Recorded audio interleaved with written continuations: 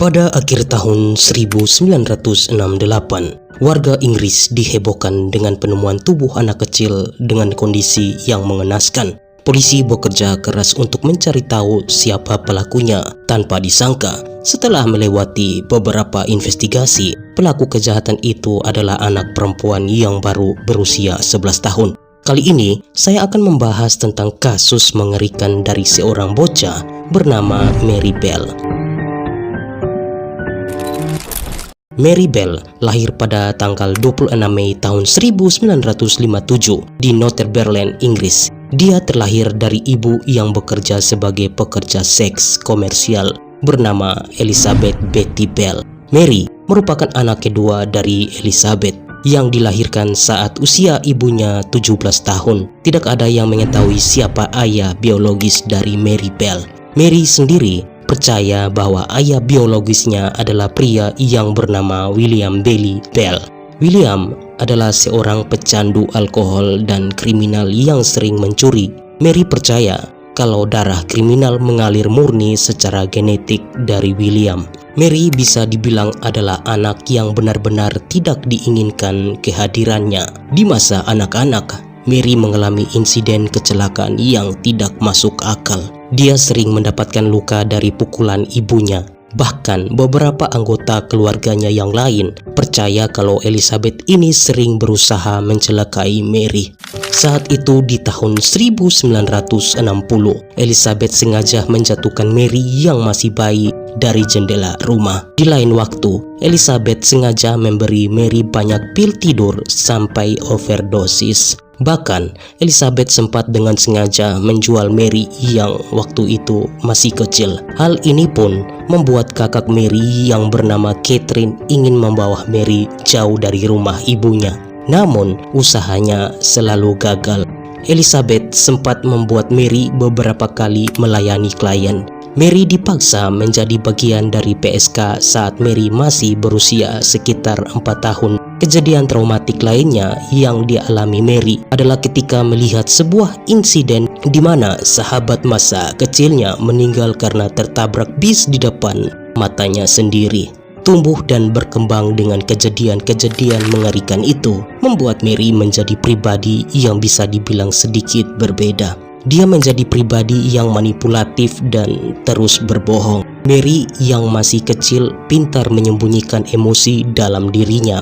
Kadang di sekolah dia bertingkah tidak wajar. Mary sering berkelahi dengan anak laki-laki di sana.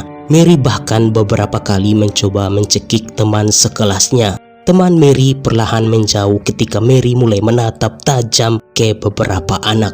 Setelah tatapan tajam itu, Mary pasti selalu melakukan penyerangan tanpa alasan. Dia akan mengejar bahkan melukai temannya yang sudah diincar olehnya. Hal ini yang membuat dia dijauhi oleh semua anak seusianya, kecuali anak yang bernama Norma Joyce. Norma adalah tetangga dekat rumah Mary dan hanya Norma yang mau dan bisa menemani Mary sepanjang waktu.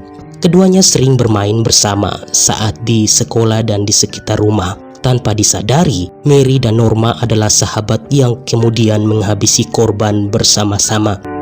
Pada hari Sabtu 11 Mei tahun 1968, anak laki-laki berusia 3 tahun yang kala itu tersesat di San Margaret Road. Anak laki-laki itu sempat bermain dengan Mary dan Norma di suatu area yang terbengkalai. Salah satu di antara keduanya mendorong anak itu hingga jatuh dari atap ke tanah. Kepalanya terluka parah dan mengeluarkan banyak darah. Di malam yang sama, ada 3 ibu yang melapor jika anaknya itu dicekik Mary dan Norma saat bermain bersama.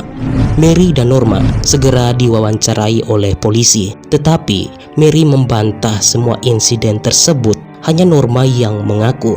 Tidak ada tindakan khusus dari kepolisian. Keduanya dia anggap hanya berlebihan dan celaka saat bermain. Alasannya karena usia Mary dan Norma yang bisa dibilang masih anak-anak dan belum bisa berpikir secara rasional. Polisi tidak menyadari jika insiden tersebut adalah titik awal menyeramkan dari perilaku Mary.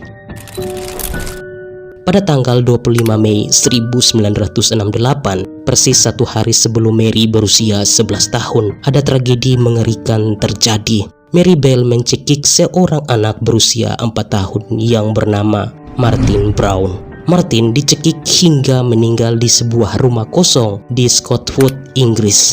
Polisi hanya menemukan sedikit darah dan air liur di wajah Martin. Tidak ada jejak yang ditinggalkan Mary karena dia mencekik Martin dengan sekali genggam. Hasil olah TKP yang dilakukan polisi yaitu ditemukannya obat penghilang rasa sakit di lantai dekat tubuhnya Martin.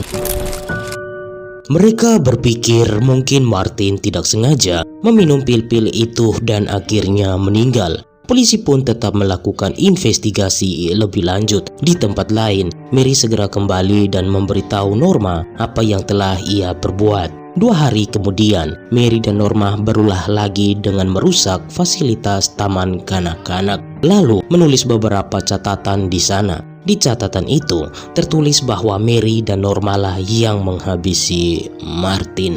Keduanya berjanji akan melakukan aksinya lagi. Polisi yang menemukan tulisan tersebut hanya menganggap itu adalah sebuah lelucon karena mereka berpikir bahwa tidak mungkin 2 anak yang berumur kurang dari 11 tahun mencelakai Martin. Disebutkan juga kalau Mary sempat mengunjungi rumah Martin Brown sebelum pemakaman dan meminta kepada ibu Martin untuk dirinya melihat Martin ketika di dalam peti mati. Sang ibu yang kala itu sedang berduka tentu saja tidak mengizinkannya.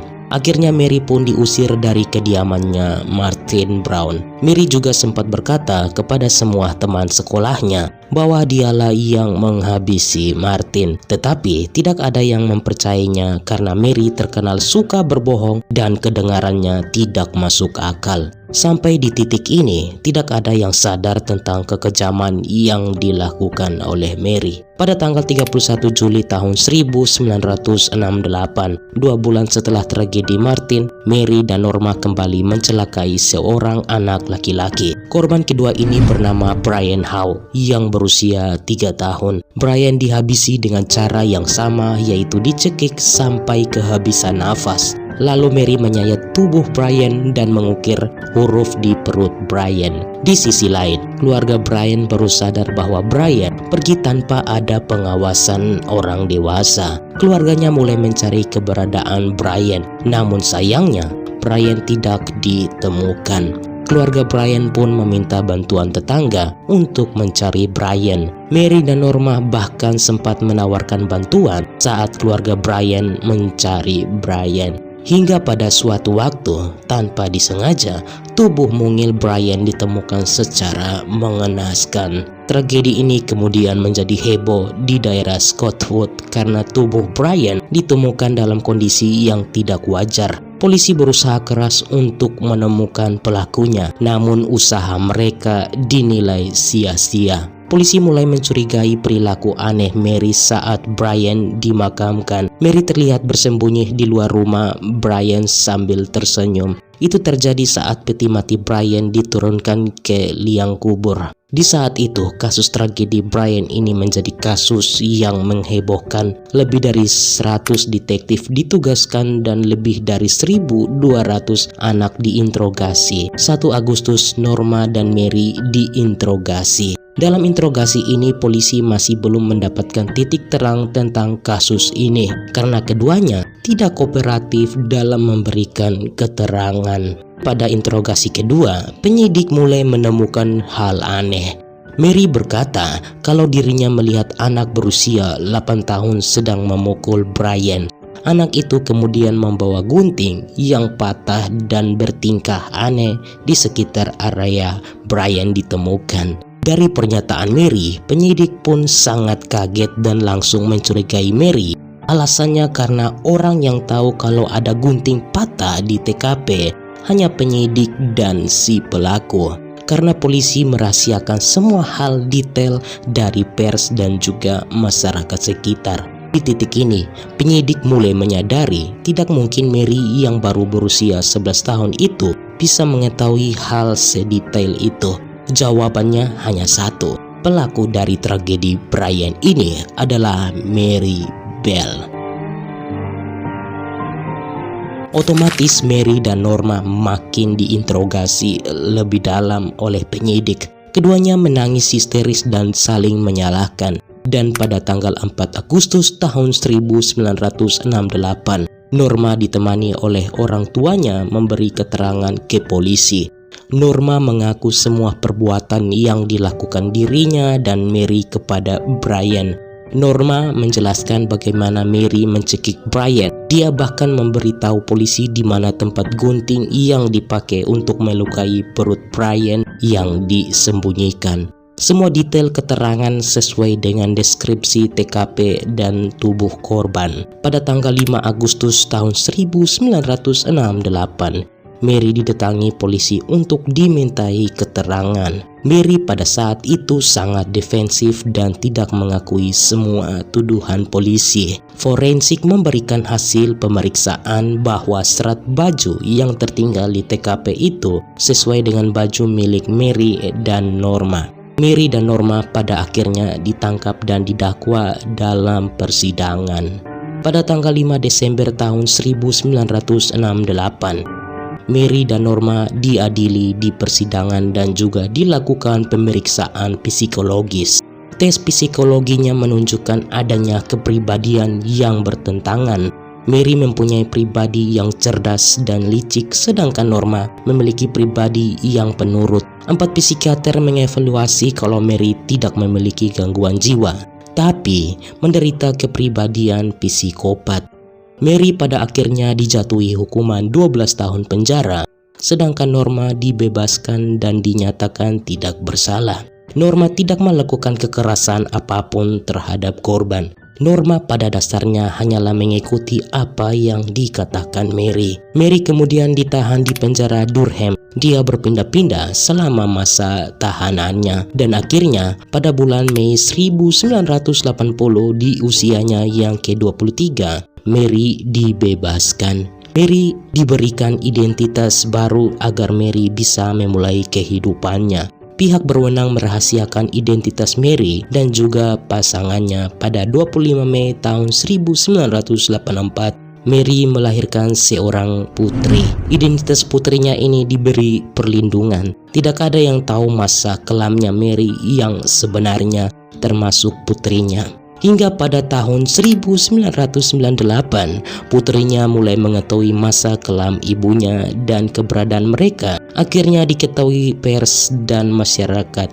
Keluarga Mary saat itu dikejar wartawan sampai akhirnya mereka pindah ke tempat baru oleh pihak berwenang.